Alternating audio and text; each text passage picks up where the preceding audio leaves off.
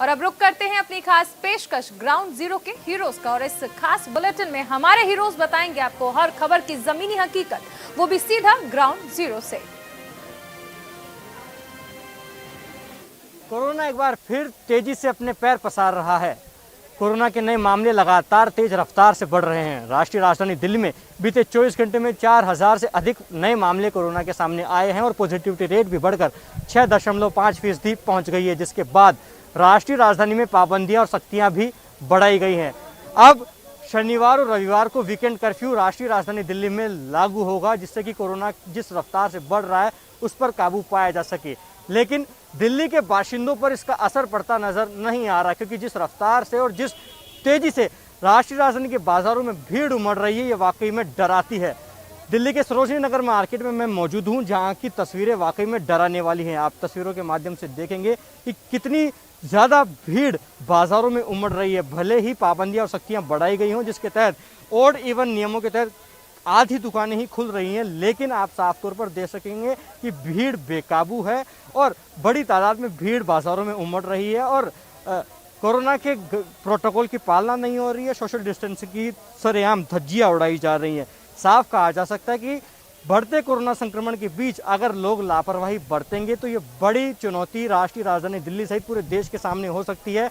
और जिस रफ्तार से संक्रमण बढ़ रहा है, जिसकी चपेट में आम तो आम खास लोग भी आ रहे हैं और खुद दिल्ली के मुख्यमंत्री अरविंद केजरीवाल भी कोरोना संक्रमित पाए गए हैं। ऐसे में ये कहना कहीं गलत नहीं होगा कि जिस तेजी से कोरोना संक्रमण फैल रहा है और लोग लापरवाह हो रहे हैं, तो आने वाले समय में कोरोना और बड़ी चुनौती बनकर देश के सामने हो सकता है। ऐसे में सभी लोग कोरोना प्रोटोकॉल की पालना करें और कम से कम अपने घरों से बाहर निकलें, तभी इस महामारी से पार पाई जा सकेगी। कैमरा पर्सन उपेंद्र रावत के साथ लखवीर सिंह शेखावत, न्यूज़ इंडिया, दिल्ली। दिल्ली के अंदर कोरोना की बेकाबू रफ्तार पर लगाम लगाने के लिए डीडीएमए की तरफ से आज तमाम पाबंदियों को लागू किया गया, जिसमें मेट्रो को अब जो है 100% के साथ चलाने की बात जो है वो कही गई है। इसके अलावा मेट्रो के साथ साथ जो डीटीसी बसेस हैं उनके अंदर भी अब 100% कैपेसिटी के साथ डीटीसी बसों को चलाया जाएगा। इसके अलावा डीडीएमए की बैठक के बाद जो सबसे बड़ा फैसला लिया गया, यानी कि दिल्ली के अंदर अब नाइट कर्फ्यू का ऐलान किया गया है। यानी कि शुक्रवार रात 10 बजे से सोमवार सुबह 5 बजे तक राजधानी दिल्ली के अंदर नाइट कर्फ्यू रहेगा। और साथ ही साथ बात करें तो दिल्ली के जो बड़े बाजार हैं वहां पर भी तमाम कोरोना की जो प्रोटोकॉल्स हैं उनको लागू कराया जाएगा। इसके अलावा दिल्ली के जो सरकारी दफ्तर हैं वहां पर अब जितने भी लोग हैं वो वर्क फ्रॉम होम काम करेंगे। इसके अलावा जो जरूरी सेवाओं से जुड़े हुए लोग हैं सरकारी दफ्तरों में, उनको आने की अनुमति जो है वो दी जाएगी। साथ ही साथ जितने भी प्राइवेट ऑफिस हैं दिल्ली के अंदर वहां पर केवल 50% लोगों को ही आने की इजाजत दी जाएगी। बाकी जो 50% लोग हैं वो घर पर बैठकर वर्क फ्रॉम होम करेंगे। तो कुल मिलाकर ये तमाम जो गाइडलाइंस हैं वो दिल्ली के अंदर आज से लागू कर दी गई हैं। इसके साथ साथ दिल्ली के डिप्टी सीएम मनीष सिसोदिया ने ये भी कहा कि भले ही दिल्ली सरकार ने जो है दिल्ली मेट्रो और डीटीसी बसों के अंदर 100% कैपेसिटी के द्वारा चलाने की बात कही है, लेकिन सभी लोगों को मास्क लगाना अनिवार्य होगा, चाहे वो आप मेट्रो में सफ़र करेंगे या फिर डीटीसी में सफ़र करेंगे। अगर किसी ने मास्क नहीं लगाया है तो उसको मेट्रो और डीटीसी के अंदर सफ़र नहीं करने दिया जाएगा, क्योंकि पिछले 24 घंटे की बात करें तो दिल्ली के अंदर 4099 कोरोना के नए केस दर्ज किए गए हैं। ऐसे में खुद दिल्ली के मुख्यमंत्री अरविंद केजरीवाल कोरोना पॉजिटिव हो गए हैं। उन्होंने खुद को अपने घर में आइसोलेट किया है। तो कुल मिलाकर कोरोना का जो विस्फोट हो रहा है उसके बाद देश की राजधानी के अंदर डीडीएमए के द्वारा जो तमाम नई पाबंदियां हैं उनको लगाया जरूर गया है। लेकिन सवाल ये है कि आखिर जो लोग अभी भी लापरवाह हो रहे हैं वो लोग आखिर अपनी लापरवाही कब छोड़ेंगे? क्योंकि देखिए ये मार्केट, देखिए लक्ष्मी नगर का ये मार्केट है और यहाँ पर देखिए अभी भी भारी संख्या में जो लोग हैं वो सड़कों पर आपको नजर आएंगे। तो कुल मिलाकर जो डीडीएमए की नई गाइडलाइंस हैं उनको आखिर प्रशासन कैसे लोगों से फॉलो करवाएगा, प्रशासन के सामने भी सबसे बड़ी चुनौती है। और आखिर ये जो कोरोना का विस्फोट देश की राजधानी के अंदर हो रहा है, आखिर कोरोना की जो नई गाइडलाइंस बनाई गई हैं उसके द्वारा क्या ये विस्फोट रुक पाएगा, ये सबसे बड़ा सवाल है। क्योंकि जिस तरीके से कुछ जो बड़े राजनेता हैं वो भी अब कोरोना पॉजिटिव पाए जा रहे हैं, तो डीडीएमए की जो बड़ी बैठक हुई है उसके बाद नई पाबंदियों को आज से दिल्ली के अंदर लागू कर दिया गया है। कैमरा पर्सन शिव कुमार के साथ नमित त्यागी, न्यूज इंडिया, दिल्ली। उत्तर प्रदेश के जिला बरेली से जिला अस्पताल के सीएमओ साहब मिस्टर बलवीर जी से हमारे साथ हैं खास बातचीत पे। कोरोना को लेकर सर कुछ जानकारी आप अगर हम हमारे साथ शेयर करना चाहें तो सर क्या आप दे सकते हैं? वर्तमान में हमारे पास जो नया कंसेप्ट, जो नई बात आई है सामने, वो आई कि 15 साल से 18 साल के बच्चों को हम लोग इम्यूनाइजेशन करने वाले शुरू कर दिए हैं 3 तारीख से। उसमें कल मेरा पहला दिन था, लगभग 3500 करीब बच्चे हमने आज कल 15 से 18 साल के बच्चों को टीका लगा कराया था। उसको हमने और आज एक्सटेंड कर दिया। हर ब्लॉक में 1 इंटर कॉलेज आज हम करा रहे हैं और 5 इंटर कॉलेज करा रहे हैं आज शहर में। तो मेरा मकसद ये है कि अगर कोई तीसरी लहर की संभावना बनती भी है तो हमारे बच्चे पूरी तरह से सुरक्षित हो जाएं। और दूसरा मेरा प्रयास ये है कि जिन लोगों ने पहली खुराक ले ली उनको दूसरी खुराक भी मिल जाए, ताकि उनको जो है पूर्ण प्रतिरक्षण की श्रेणी में आ जाए। और ये नोटिस किया गया कि अगर कहीं को कोविड का पॉजिटिव पेशेंट होता भी है after the taking both dose, तो उसमें सीवियरिटी बहुत कम होती है। पेशेंट तो होता है लेकिन कोई उसमें इस तरह के लक्षण नहीं आते जो उसमें भर्ती करना पड़े। होम आइसोलेशन में वो लोग ठीक हो जा रहे हैं। ये मेरा प्रयास है कि हम जनपद को अच्छी से अच्छी सुविधाएं दें। हमारे पास पिछले राउंड में जो ऑक्सीजन की थोड़ी बहुत समस्या थी वो इस बार नहीं होने पाएगी। हमारे बहुत सारे ऑक्सीजन प्लांट कार्यरत हैं जिनको हम लोग मॉक ड्रिल के हिसाब देखते रहते हैं और हमने फुल ट्रायल करके कल और आज 2 दिन में देखा है। हमारी सारी व्यवस्थाएं एकदम ठीक हैं, किसी को डरने की आवश्यकता नहीं। बस इतना है कि कोविड सभी, मेरा अनुरोध ये है कि सभी लोग कोविड के नियमों का पालन करें, प्लस वैक्सीनेशन ठीक से कराएं। सीएम साहब आपसे एक बात और जाननी थी कि कल जो वैक्सीनेशन यहाँ हुआ है तो उसमें पेरेंट्स और बच्चों की भूमिका और किस तरीका का उत्साह आपको देखने को मिला, वो आप थोड़ा सा मैं आपसे जानना चाहूँगा। बच्चे बहुत उत्सुक थे, बहुत उत्साहित थे, बहुत ही खुश थे। माँ बाप भी बहुत अच्छे से फील कर रहे थे। मेरे बच्चा भी अभी तक तो मुझे टीका लग गया, बच्चों को नहीं लग पा रहा, तो बच्चे भी हमारे सुरक्षित हैं। कुल मिलाकर के बहुत अच्छा ये सरकार की सोच का एक पहला अच्छा कदम है जिसका हम सब मिलकर के स्वागत करते हैं और प्रयास करेंगे सारे बच्चे हमारे विदिन 15 डेज हमारे कवर हो जाएं, ताकि हम लोग जो गैदरिंग अगर कोई होती है तो बच्चे हमारे सुरक्षित रह सकें। ये इस समय हमारे साथ सीएमओ साहब मौजूद थे। सरकार की पहल का स्वागत करते हैं, इस तरीके का इनका कहना है। बहुत बहुत धन्यवाद सीएमओ साहब, नमस्कार। विश्वनाथ कॉरिडोर लोकार्पण के बाद कहा जाए तो अचानक जो है दर्शनार्थियों की भीड़ जो है बढ़ गई है। लाखों की संख्या में दर्शनार्थी जो आ रहे हैं। खास करके अगर हम बात करते हैं तो 1 जनवरी से लेकर के अगर अभी तक कहा जाए तो लाखों श्रद्धालु जो है यहाँ पर मंदिर में दर्शन करने को पहुंचे हैं। तो जिसको लेकर के अगर हम बात करते हैं कि मंदिर प्रशासन के द्वारा तमाम तरह की पाबंदियां लगाई गई हैं, जिसमें सुगम दर्शन के साथ साथ वीआईपी दर्शन को भी जो है ना रोक लगा दी गई है। साथ ही साथ स्थानीय लोगों से भी अपील की गई है, प्रशासन के द्वारा अपील की गई है कि वो 7 बजे से लेकर के 2 बजे तक मंदिर में ना आए। अगर संभव हो तो साफ तौर पर तस्वीरों में देख सकते हैं कि यहाँ पर जो भी लोग दर्शन करने के लिए आते थे, चाहे वीआईपी हो, उनके लिए अलग से टिकट की व्यवस्थाएं की जाती थी।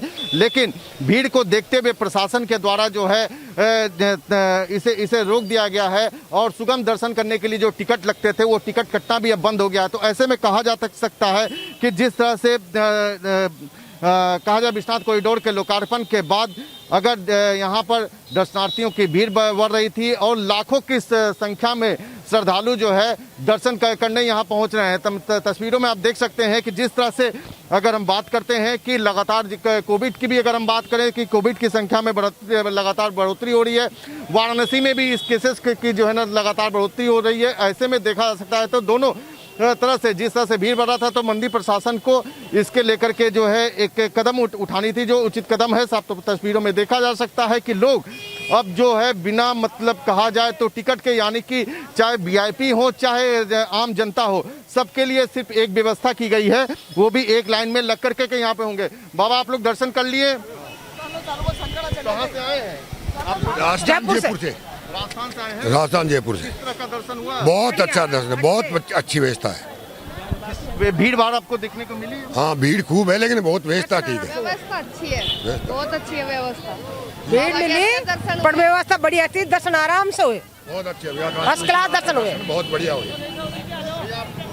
यहाँ अद्भुत आज बदलाव आया है। जब से मोदी सरकार आई है ना, तो यहाँ से पहले आते थे तो नालियाँ गंदी पड़ी होती थी, बदबू आ रही होती थी। बहुत अद्भुत सुधार हुआ है और अपेक्षा रखते हैं कि आप बहुत अच्छा यहाँ बदलाव होगा। और हम लोग इटावा डिस्ट्रिक्ट से आए हुए हैं। अकल्पनीय बदलाव है यहाँ। उम्मीद से ज़्यादा व्यवस्था है, कभी कोई भीड़ भाड़ नहीं है। वैसी भीड़ तो है मगर मैनेजमेंट बहुत अच्छा है, अच्छे दर्शन हो रहे हैं। तो क्या आपने टिकट वगैरह कटवाई थी कि इसी तरह से लाइन में नहीं, अब टिकट की यहाँ कोई ज़रूरत नहीं है। यह नॉर्मल कोई वीआईपी नहीं है, कोई आम आदमी नहीं है, सबके लिए समान व्यवस्था है। लेकिन साथ ही साथ अगर हम बात करते हैं कि कोविड भी बढ़ रहा है, लोगों को जो है मास्क पहनना उसमें चाहिए, आप बिना मास्क नहीं, हमारी गलती है, मैं स्वीकार करता हूँ। मास्क तो है, हम भी लगा रहे हैं और हम संदेश दे रहे हैं कि हर आदमी को मास्क लगाना चाहिए। जी भैया, आपने दर्शन किया? जी के किस तरह का दर्शन? बहुत, हम उत्तर प्रदेश लखनऊ से, सीतापुर डिस्ट्रिक्ट नैमिषारण धाम से, नैमिषारण धाम से। क्या मंदिर प्रशासन के द्वारा किस तरह की व्यवस्थाएं यहाँ पे की गई? व्यवस्थाएं ठीक हैं, पिछले साल आए थे हम लोग, उस साल के अपेक्षा इस वक्त अच्छा हुआ है। तो आप लोगों ने लाइन में लग करके दर्शन किया? जी, लाइन में लग के दर्शन किए। कितने देर में दर्शन हो गए? 10 मिनट में, मुश्किल से 10 मिनट में। तो इस तरह से आप देखा जा सकता है कि जिस तरह से लगातार श्रद्धालुओं की भीड़ बढ़ रही थी, लोगों को जो है प्रशासन के द्वारा भीड़ को देखते हुए प्रशासन ने जो है तमाम पाबंदियां लगाई, जिसमें कि ये कहा गया है कि लोग भीड़ इकट्ठा न करें। साथ ही साथ अगर हम बात करते हैं तो सुगम दर्शन और वीवीआईपी दर्शन दोनों पे अगर कहा जाए तो पाबंदी लगा दी गई है। वीवीआईपी दर्शन भी जो है अब जो लोग करने के लिए आएंगे उनको भी लाइन में लग करके दर्शन करना होगा। न्यूज इंडिया के लिए मदन मोहन शर्मा, वाराणसी। पंजाब में कोरोना के कहर को देखते हुए सरकार ने कई तरह की पाबंदियां लगा दी हैं। रात 10 बजे से लेकर सुबह 5 बजे तक नाइट कर्फ्यू लगा दिया है। इसके अलावा शिक्षण संस्थानों को बंद कर दिया गया है।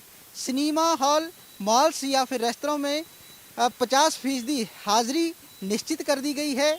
इसके अलावा जो निजी और सरकारी कार्यालय हैं उनमें भी केवल वही कर्मचारी ही एंटर कर पाएंगे जिनको कोरोना वैक्सीन की दोनों डोज लगी होंगी। इस तरह की कई पाबंदियां सरकार ने लगाई हैं, लेकिन सबसे बड़ी चिंता राजनीतिक रैलियों की है, क्योंकि राजनीतिक रैलियां बदस्तूर जारी हैं और इनमें सबसे बड़ी बात यह है कि जो मास्क या फिर जो सोशल डिस्टेंसिंग है, ऐसे नियमों का पालन बिल्कुल भी नहीं होता, जिनमें बड़े नेता भी शामिल हैं। फिलहाल सवाल यही उठता है कि यदि राजनेताओं को ही जनता की फिक्र नहीं है तो क्या जनता जो कोरोना के नियम हैं उनको उनकी पालना करने में दिलचस्पी दिखाएगी। हालांकि जो सख्ती है वो सिर्फ जनता पर की जाती है, नेताओं पर नहीं की जाती। कैमरामैन आकाश के साथ कुलवीर दीवान, न्यूज़ इंडिया, चंडीगढ़। पंजाब में विधानसभा चुनाव होने जा रहा है, लेकिन इसके साथ ही चिंता इस बात की है कि कोरोना का प्रकोप भी लगातार बढ़ता जा रहा है। सरकार ने कई तरह की पाबंदियां लगाई हैं, जिनमें नाइट कर्फ्यू भी शामिल है और शिक्षण संस्थान भी बंद कर दिए गए हैं। लेकिन चुनावी दौर में जो चुनाव आयोग है वो किस तरह से इसका संज्ञान ले रहा है, इस पर बातचीत करने के लिए हमारे साथ पंजाब राज्य चुनाव आयोग के मुख्य चुनाव अधिकारी डॉक्टर एस करुणा राजू हैं। डॉक्टर साहब, बहुत बहुत स्वागत है आपका। जिस तरह से लगातार कोरोना पंजाब में बढ़ता जा रहा है और दूसरी तरफ चुनाव की तरफ पंजाब बढ़ रहा है, तो क्या आपने रिपोर्ट ली है सरकार से कोरोना को लेकर, किस तरह की तैयारी है, क्या रिपोर्ट मिली? हाँ जी सर, कोरोना बहुत बड़ा चैलेंज है, क्योंकि अभी हम लोग चुनाव मोड में हैं, इस करके हर एक पहलू पे हम ध्यान देना पड़ता है। मेरे तरफ से अपना स्टेट हेल्थ प्रिंसिपल सेक्रेटरी है, उनके साथ मेरा लगातार बात होती रहती एवरीडे। उनकी तरफ से रिपोर्ट भी आता है, मेरे भी एक कॉपी मुझे भी साझा करते हैं। आज की डेट में मेरे ख्याल से 1700 केसेस द रिपोर्टिंग है पंजाब में, और 1 तारीख का रिपोर्ट था 1041 केसेस था। इसका मतलब है हल्का सा केसेस की संख्या बढ़ा है। लेकिन डॉक्टर साहब, चिंता की बात यह है कि तमाम तरह की पाबंदियां जरूर सरकार ने लगा दी हैं, लेकिन जो रैलियां हैं उन पर पाबंदियां नहीं है। वहाँ पर किस तरह से ध्यान दिया जा रहा है, किस तरह के आदेश आपने दिए? हाँ देखिए, चूंकि रैलियाँ एक बड़ा इम्पॉर्टेंट मसला है, जब तक कोड ऑफ कंडक्ट नहीं लगता तब तक नॉर्मल नियम ही लागू होगा। जैसे अपना पंजाब का होम डिपार्टमेंट ने अपना एडवाइजरी जारी किया, हेल्थ डिपार्टमेंट का इंस्ट्रक्शंस हैं, ये दोनों आज की डेट में हमारे लिए महत्वपूर्ण हैं। लेकिन उसको इम्प्लीमेंटेशन हमारे इलेक्शन डिपार्टमेंट भी करना है। इलेक्शन डिपार्टमेंट का मतलब है, मैं हो गया CEO और थल्ले हेटले पद्धर थे नीचे DC, SSP, अपना RO साहिबान, SDM साहिबान, सभी लोग अपना इलेक्शन का काम भी कर रहे हैं, हेल्थ का काम भी कर रहे हैं, अपना कोविड का नियम भी लागू करवा रहे हैं। ये सभी काम अभी यही कर रहे हैं। देयरफॉर मेरा इसके पहले मेरा वीडियो कॉन्फ्रेंस भी हुआ था अपना DC साहिबान दिनाड़, उसमें भी हमने इस पॉइंट पे काफ़ी जोर दिया है। जो स्टेट की नियम हैं आज की डेट पे उसको लागू करो। ये नियम ये कहता है, ये मेरे हाथ में ये नियम है, gathering shall be restricted not more than 400 persons indoors. जो हॉल्स में मीटिंग होता है वो 400 से ज़्यादा नहीं होना चाहिए। ऐसे ही आउटडोर में 600 पर्सन से ज़्यादा नहीं होना चाहिए। ये बहुत इम्पॉर्टेंट रिस्ट्रिक्शन है, इम्पॉर्टेंट डायरेक्शन है स्टेट गवर्नमेंट की तरफ से, अपना होम डिपार्टमेंट की तरफ से। 24 घंटे 7,928 मामले। न सिर्फ आम जनता बल्कि अब प्रशासन की भी टेंशन बढ़ गई कि कोरोना के बढ़ते मामले आखिरकार कैसे आ रहे हैं।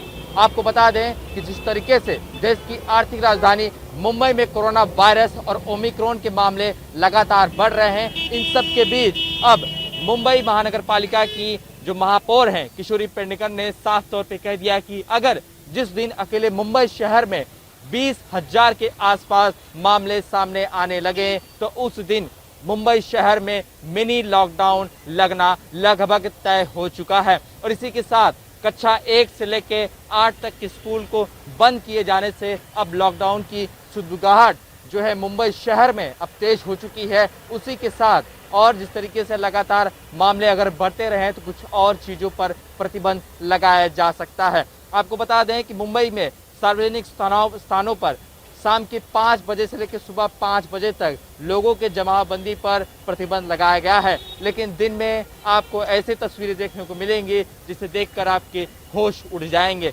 शायद यही वजह है कि मुंबई में लगातार जिस तरीके से मामले पैर पसारकर कोरोना वायरस बढ़ रहा है, इसी वजह से अब लॉकडाउन की ओर मुंबई अब निकल चुका है। कैमरा बादशाह शेख के साथ शुभम पांडे, न्यूज इंडिया, मुंबई।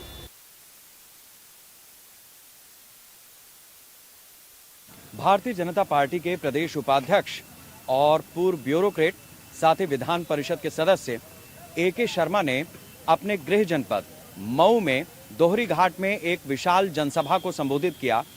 आसपास के जिलों के अलावा पश्चिमी उत्तर प्रदेश, ब्रज और अवध से भी यहां बड़ी तादाद में लोग पहुंचे थे। जाहिर सी बात है कि AK शर्मा का जनाधार जिस तरीके से बढ़ रहा है, उसके बाद ये कौतूहल का विषय है कि आखिर वो राजनीति में जिस तरह से अपना दखल बढ़ाते जा रहे हैं उसके क्या मायने हैं। हमारे स्थानीय सहयोगी हिमांशु हमारे साथ हैं। हिमांशु, हमने इस जनसभा को देखा, केवल मऊ या आसपास के जिलों के नहीं, उत्तर प्रदेश के अलग अलग जिलों से, हर क्षेत्र से यहाँ पर उनके समर्थक पहुंचे हुए थे। इसके क्या मायने हैं? जी देखिए, बहुत बड़े मायने हैं। AK राय शर्मा जी प्रदेश उपाध्यक्ष हैं, उनका वर्चस्व दिनों दिन बढ़ता जा रहा है। आप देख सकते हैं मंच से जिस तरह से उनको प्रोजेक्ट किया गया। AK राय शर्मा जी ने जिस तरह से अपनी योजनाएं बताई कि जब से वो MLC बने हैं करीब 500 करोड़ मऊ जनपद और आसपास के लोगों को दिया है। एक चीज़ और बता दूं, क्योंकि नरेंद्र मोदी जी के बहुत खास रहे हैं, ब्यूरोक्रेट्स हैं, IAS रहे हैं, इसलिए इनका प्रभाव बहुत ज़्यादा है। किसी भी जिलाधिकारी को फ़ोन करते हैं तो उनकी सुनवाई होती है। लोग आशा भरी निगाहों से देख रहे हैं, चाह रहे हैं कि कुछ हमारे जनपद में भी लोग विकास कर पाए। और एक और चीज़ आपने देखा होगा कि मन से खुले तौर पे बोला गया। हरिनारायण राजभर जो पूर्व सांसद थे, उन्होंने बोला कि 2022 में मुख्यमंत्री प्रोजेक्ट किया जाएगा इनको, तो निश्चित तौर पे एक दबदबा इन्होंने कायम किया। एक बहुत बड़ी रैली इनके नेतृत्व में हुई है। समाजवादी पार्टी पर AK शर्मा ने निशाना भी साधा। उन्होंने कहा कि आजमगढ़, मऊ, ये पूर्वांचल का इलाका समाजवादी पार्टी को बहुत कुछ देता है, लेकिन उसका जो असर है वो सिर्फ और सिर्फ एक जिले इटावा में दिखाई देता है या ऐसे जिलों में दिखाई देता है जहां से उस परिवार के लोग सांसद या विधायक चुने जाते हैं। जाहिर सी बात है कि राजनीति में इशारों में जब बात कही जाती है उसके मायने बहुत होते हैं। यहाँ तो सीधा निशाना साधा गया है। AK शर्मा का नाम, बहुत सारे ऐसे वक्ता यहाँ पर थे जिन्होंने अगले मुख्यमंत्री के रूप में भी प्रोजेक्ट किया है। तो बीजेपी की अंदरूनी राजनीति के साथ साथ तमाम विपक्षी दलों पर भी यहाँ से बाण चले हैं। अब देखना होगा कि 2022 में ये क्या गुल खिलाते हैं। हिमांशु और राज बिष्ट के साथ शेखर त्रिवेदी, न्यूज इंडिया, मऊ। उत्तर प्रदेश में कोरोना का जो संक्रमण है वो लगातार बढ़ता जा रहा है। अगर हम बात करें राजधानी लखनऊ की, तो यहाँ पर भी अब प्रतिदिन 80 से ज़्यादा केस लगातार आ रहे हैं। हालांकि इन केसों की संख्या जो थी आज से एक हफ्ते पहले वो काफ़ी कम थी, यानी 6 से 7 केस आ रहे थे, लेकिन इधर लगातार जो केसों की संख्या है वो 5 से 6 गुना अधिक बढ़ गई है। बाज़ारों में लगातार भीड़ बनी हुई है और लोग ज़्यादातर वो हैं जो भीड़ भाड़ में घूम रहे हैं लेकिन जो कोविड के नियम है उसका पालन नहीं कर रहे हैं, यानी कि कोरोना का संक्रमण आने वाले वक्त में काफ़ी ज़्यादा भयावह हो सकता है। आज इस बात को लेकर मुख्यमंत्री योगी आदित्यनाथ की तरफ से टीम 9 की एक बैठक है। उस बैठक में तमाम डॉक्टर्स और स्वास्थ्य विभाग से जुड़े अधिकारी बुलाए गए हैं। माना यह जा रहा है कि इस बैठक में कोरोना को लेकर तमाम गाइडलाइंस जारी हो सकती है, वीकेंड कर्फ्यू हो या फिर शॉपिंग मॉल बंद करना हो या जिम बंद करना हो, ऐसे तमाम जो सब्जेक्ट हैं जहां पर भीड़ हो सकती है, जहां से कोरोना संक्रमण फैल सकता है, उस पर आज एक बड़ी बैठक होगी और इस बैठक के बाद पता चलेगा कि उत्तर प्रदेश में किस तरह के प्रतिबंध कोरोना संक्रमण को देखते हुए आने वाले वक्त में लगाए जा सकते हैं। कैमरामैन सुंदरम के साथ नीरज मिश्रा, न्यूज इंडिया, लखनऊ। उत्तर प्रदेश में कोरोना 3 गुनी रफ्तार से फैलने लगा है। पॉजिटिविटी रेट 1% से बढ़कर 2.5% हो गया है। दिनों दिन कोरोना के केस उत्तर प्रदेश में बढ़ते जा रहे हैं, लेकिन इस बार सरकार भी पूरी तरह से तैयार है। 550 ऑक्सीजन प्लांट क्रियाशील है। इसके अलावा 3 महीने का मेडिसिन का बफर स्टॉक है। ऑक्सीजन की, रेमडेसिविर जैसे इंजेक्शंस की भी 15 दिनों की एक बफर स्टॉकिंग कर ली गई है। सरकार ने इस बार कुछ अहम फैसले भी किए हैं और वो ये मान के चल रही है कि अब जो भी केसेस आ रहे हैं उत्तर प्रदेश में वो ओमाइक्रॉन के ही केसेस हैं। इसी हिसाब से उनकी दवाइयों, बेड्स और इलाज का इंतजाम किया जा रहा है। होम आइसोलेशन पॉलिसी जो सरकार ने पिछली बार रखी थी उसको इस बार थोड़ा सा टाइट किया है। अब केवल वही मरीज होम आइसोलेशन में रहेंगे जिनके घर पर कम से कम एक अटेंडेंट होगा और जिनके यहाँ स्पेस होगा, वो अकेले नहीं होंगे। इन सारी चीज़ों के अलावा जितने भी लोग होंगे, चाहे वो कोमार्बिडिटी से प्रभावित हों या किसी और वजह से, उनको होम आइसोलेशन नहीं दिया जाएगा, उनको सरकार एडमिट करके उनका इलाज कराएगी। तो इस बार की जो होम आइसोलेशन पॉलिसी है वो थोड़ी सी टफ होगी, थोड़ी सी सख्त होगी। पिछली बार की तरह इसमें रिलैक्सेशन या आज़ादी नहीं मिलेगी। कुल मिलाकर के सरकार ये मान के चल रही है कि जीनोम सीक्वेंसिंग कराने की ज़रूरत नहीं है, क्योंकि अब जो केसेस आ रहे हैं वो सारे के सारे ओमाइक्रॉन के ही केसेस हैं। फिर भी KGMC, CDRI और ITRC में जीनोम सीक्वेंसिंग की जा रही है, लेकिन इसको लेकर के सरकार बहुत ज़्यादा परेशान नहीं है। वो सारे मरीजों का इलाज ओमाइक्रॉन के हिसाब से ही कर रही है। तो फिलहाल तैयारी सरकार की पूरी है, लेकिन फिर भी लोगों से इस बात की अपील है कि वो अपने आप को बचा कर रखें, इसको बिल्कुल हल्के में ना लें, सावधानी बरतें, सोशल डिस्टेंसिंग और मास्क का इस्तेमाल करें। कैमरा पर्सन सुंदरम के साथ मैं विवेक तिवारी, न्यूज़ इंडिया, लखनऊ। हमारे साथ मौजूद हैं पूर्वी दिल्ली नगर निगम की चेयरमैन हिमांशी पांडे जी। उनसे बात करेंगे क्योंकि जिस तरह से दिल्ली में जो शराब के ठेके हैं उनका लगातार विरोध कर रहे हैं, और क्योंकि जो शराब के ठेके हैं वो ज़्यादातर रिहायशी क्षेत्र में खुले हुए हैं, जिसको लेकर के भारतीय जनता पार्टी जो केजरीवाल सरकार है उस पर आरोप लगा रही है। बात करते हैं। हिमांशी जी, ये बताइए कि जो ये शराब के ठेके जो खुले हुए हैं तो इसको लेकर के भाजपा क्यों समस्या है? देखिए, भारतीय जनता पार्टी हमेशा जनता के हित के लिए सड़कों पर उतरती है, और हमारा जो कल का चक्का जाम रहा वो भी इसलिए रहा कि वाकई में पता लगे कि एक भारतीय जनता पार्टी है जो लोगों के लिए लड़ रही है। जिस तरीके से माननीय मुख्यमंत्री जी कहते हैं कि हम दिल्ली को पेरिस और लंदन बनाएंगे, और पंजाब में जाके वहाँ पे चुनाव प्रचार कर रहे हैं और वहाँ पे कहते हैं मैं नशा बंद करूंगा, और दिल्ली में आप नशा खोल रहे हो। आप ये बताइए कि दिल्ली में पिंक ठेके खोले जा रहे हैं, आप शराब के ठेके खोल रहे हैं। मैं ये कहना चाहती हूँ कि आप क्या सोच के कर रहे हैं? आपके घर में भी युवा हैं, बच्चे हैं, बहनें हैं, बेटियां हैं, सभी लोग हैं। उसको सोच के भी आपने एक बार ये नहीं सोचा कि दिल्ली में आप खोल क्या रहे हैं? तो आज हमें मजबूरन सड़कों पे निकलना पड़ा और कहना पड़ा कि वाकई में कि केजरीवाल जी जो आपकी आबकारी नीति है वो जनता के हित में नहीं है, और जनता के साथ इतना बड़ा अन्याय मत कीजिए। जिन्होंने आपको इस तख्तो ताज दिया है, आपको बिठाया है, कम से कम उसका ही सोच के उस जनता के साथ न्याय कर लीजिए थोड़ा बहुत।